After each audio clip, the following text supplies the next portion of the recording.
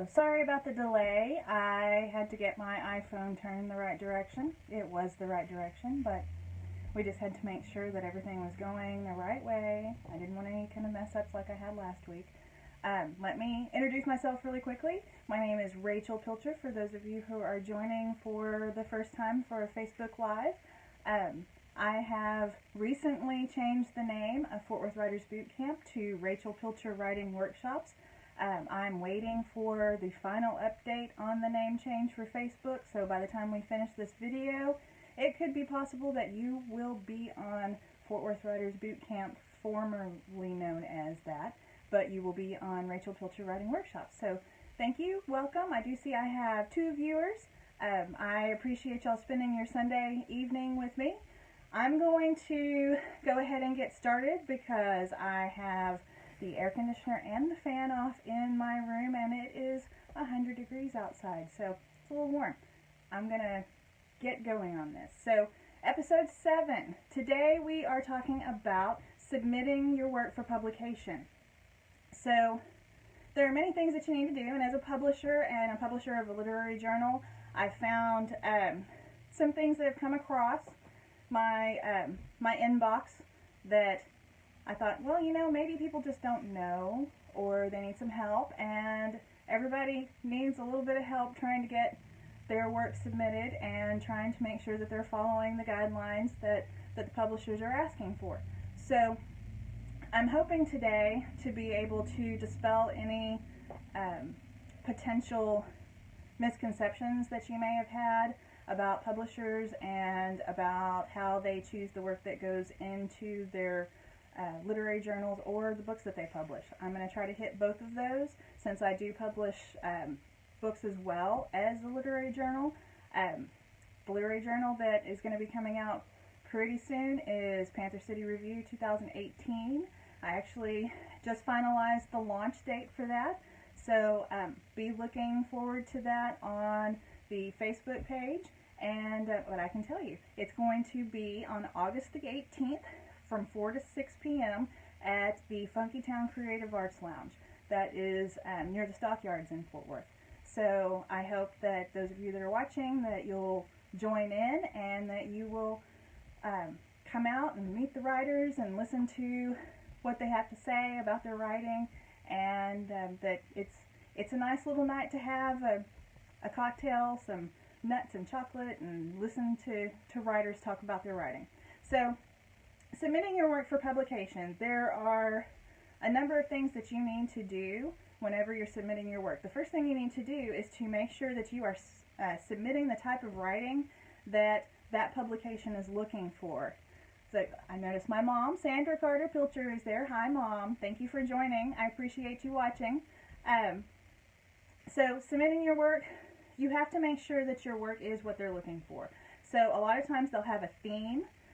You may want to make sure that if they have a theme, that your work that you want to submit does follow that theme. This year for Panther City Review, our theme was wisdom. And probably 50% of what was submitted was actually something that connected with the theme. There was quite a few things that were submitted that didn't connect with the theme. And I just take that as, you know, perhaps they didn't notice that part in the submission process. So make sure that you look at what they are looking for, and that's always going to be in the guidelines, that everybody that is legitimate in doing a literary journal they're going to have guidelines that they're looking for the writing. So make sure that you look at those guidelines. That would be the next thing that I would highly suggest. Look at the guidelines.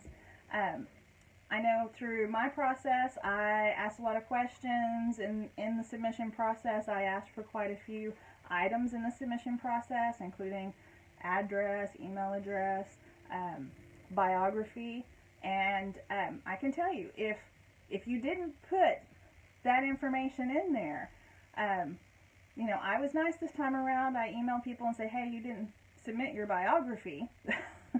You really need to get that in.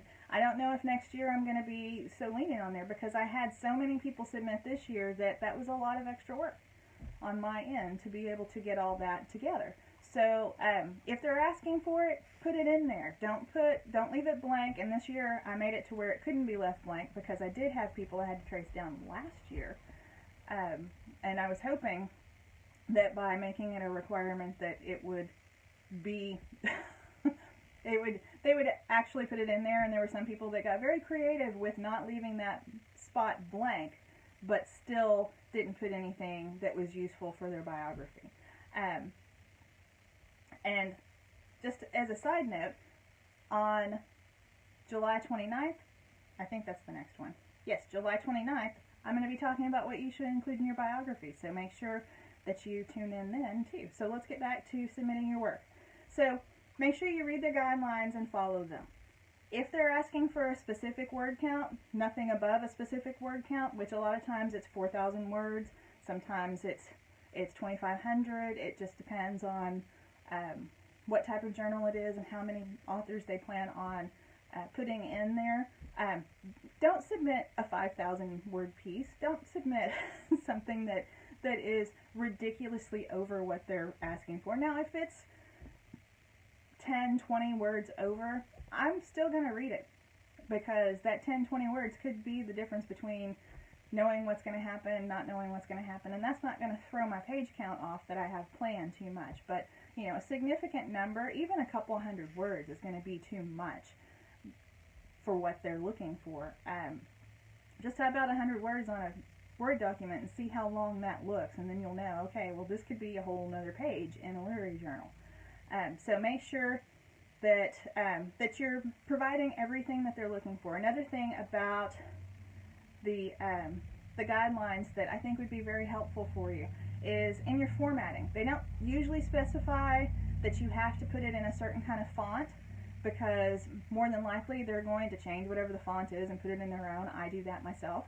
But just to be on the safe side and to save your reviewers that are reading your submission a little bit of heartache, don't submit your work in some kind of weird font or something that people get. Don't submit it in Comic Sans. Don't submit it in Comic Sans. That would be not good. It's very distracting. Use a safe font. So Times New Roman is good.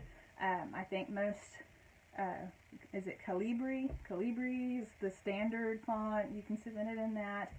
But, you know, pick something that is very easy, very simple. Just whatever your default font is on your Word document, that is perfect. Unless you've changed your default font to Comic Sans, and that's not going to work. So the next thing you need is, you know, part of your actual submission. So your actual submission needs to be a polished piece of work. You need to make sure that it's not just your first draft. It needs to be something that has been read by other people. Hopefully you're in a critique group, and if you're not, you need to get in one. I'm going to have a Facebook Live about forming your own critique group in a couple of weeks. So make sure, though, that if you're not in a critique group, you try to find one. Try to find some place or a group of people that you know that are writers that would be interested in reading your work and that you could read their work. Critique groups work really well. You get feedback back and forth on your work, but you do have to make sure that you are also providing feedback to the other readers. Otherwise, it's extremely one-sided, and there can be issues with that. But anyway, make sure you have somebody read your work. Make sure that you know, besides just looking for issues that may be with your story, that they are also reading for issues that you may have typos, you may have misspelled words, you may have structure issues. You know, you could have any kind of problems that somebody else that you trust, that's not just going to read it and because you're best friends is going to think, oh, this is wonderful. You know, I know my mother loves reading all my stuff and thinks it's wonderful, but I probably wouldn't hand her my manuscript and say, here, find all of the commas that need to be in the correct place. And it's not that she couldn't do it, it's just that I'm pickier than that. And I think that you need to find somebody who's not really going to want to please you to do your editing for you. But definitely have other people read your work to find those issues. I know there were a couple of people that, for Panther City Review this year, that didn't get in because they had structure issues and they had tons of typos, very bad formatting. It just didn't look right, and it was going to be too much work to get it in the condition that it was supposed to be in. For literary journals, they want polished work. You don't want to submit something that is not as perfect as you can make it.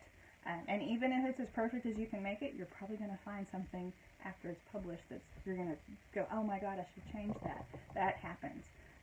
But it has to be as absolute polished as you can make it before you submit it. And I have something to say about that in a little while. I will get to that. But, you know, only submit what people ask for. Don't add extra materials to say, well, this is my feeling about this, and this is why I submitted that. And if you're unsure about the directions, generally most legitimate presses that are publishing literary journals are going to have an email address, or they're going to have the ability to be messaged on Facebook through their professional page, or however else it is that they get contacted. I don't know if I'd use Twitter to contact a publisher. I don't tweet, so I wouldn't even check the Twitter page. I think there is one for Sleeping Panther Press, but I don't check it. So that would be not a good idea to message through Twitter. But there's usually an official email that's connected with a guideline. So if you ever have any questions, make sure that you email that. And, you know, don't wait until an hour before the submission deadline and say, oh wait, I have a question about this, and expect that the editor is going to, one, be awake, because my submission deadlines are usually at midnight. I'm not usually going to be awake at midnight. Sometimes I am.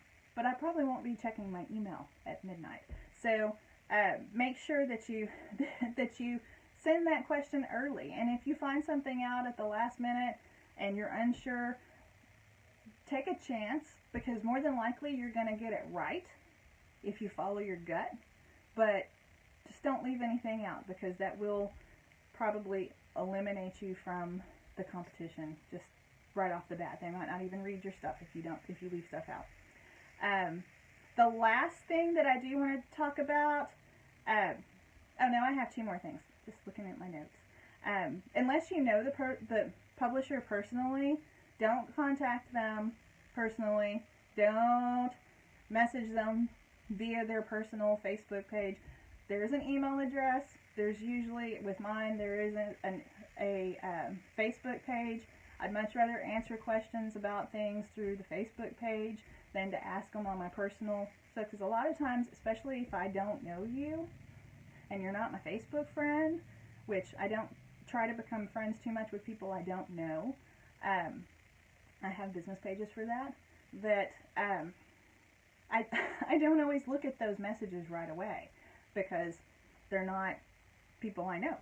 So make sure that you follow the proper channels at contacting people that are doing the publications.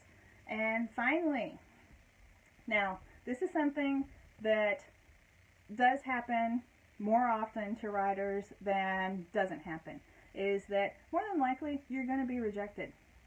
That's just the truth. There are more writers that get rejected than get accepted into literary journals. If you're rejected, you know, don't take that to heart. Don't let it get you down. Just know that either that literary journal wasn't the right one for you, or that, you know, you have some room for improvement to get your work to where it needs to be to get accepted for that, and that there's another literary journal out there for you. Definitely don't ever respond to a rejection. One, they won't respond back to you. But if you respond and argue your case, that will be a sure sign, one, that you are an amateur and that you don't know what you're doing, but also that you're probably too sensitive to work with in the first place. I did have an instance, just one, thank goodness. Everybody else was fairly professional about it and just took it and went on their way, where I had a writer that did get slightly disappointed and upset, and told me that I basically didn't know what I was doing, and that I wasn't reading her story for the content.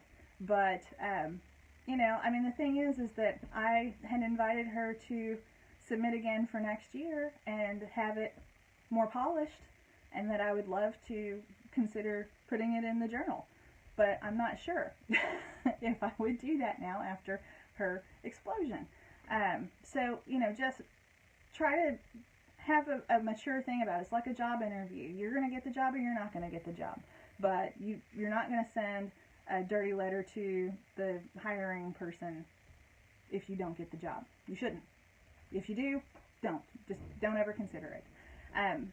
Now, that was mostly all about literary journals, but for publications, for publishing novels or any kind of book that, like a photography book or anything else like that, you would want to definitely look at the publisher, look at what they publish. That all goes back to the, you know, look at the type of work that they publish.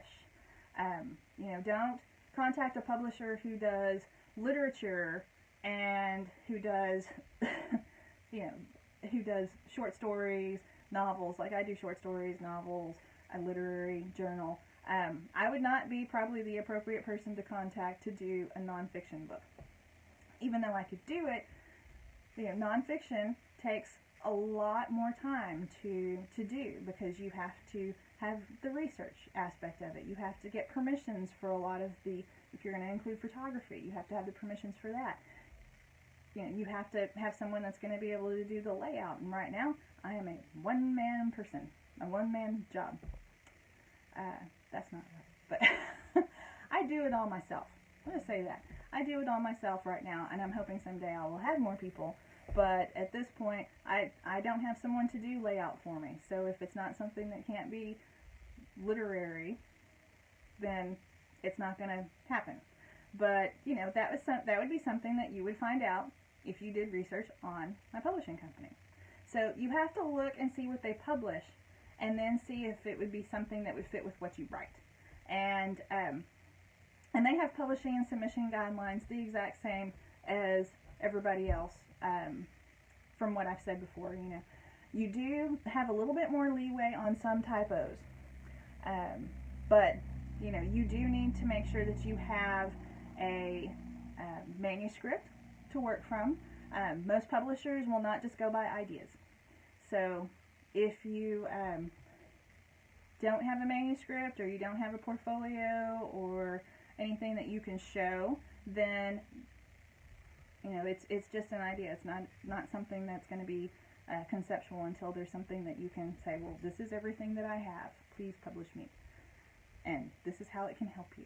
So I want to thank you. It ran a little long today. Well, almost 20 minutes. That's pretty good. But I want to invite you to join me on July 29th. That's Sunday, July 29th at 6 p.m. Central Standard Time. I will be discussing writing your artist biography. And this is something that anybody, I say artist because it's something that anybody who is an artist, a writer, a painter, I'm not going to say candlestick maker, but I really wanted to. So I guess I did say it. But it's something that anybody who has a business that needs to have a personal biography could pay attention to and learn something from. So I hope you will join me on July 29th. My name is Rachel Pilcher, and this is Rachel Pilcher Writing Workshops, and I am hoping that you have a wonderful Sunday. If you're in Texas or any place where there is a big heat wave going on, stay cool. I'm about to turn my air conditioner on. Have a great day.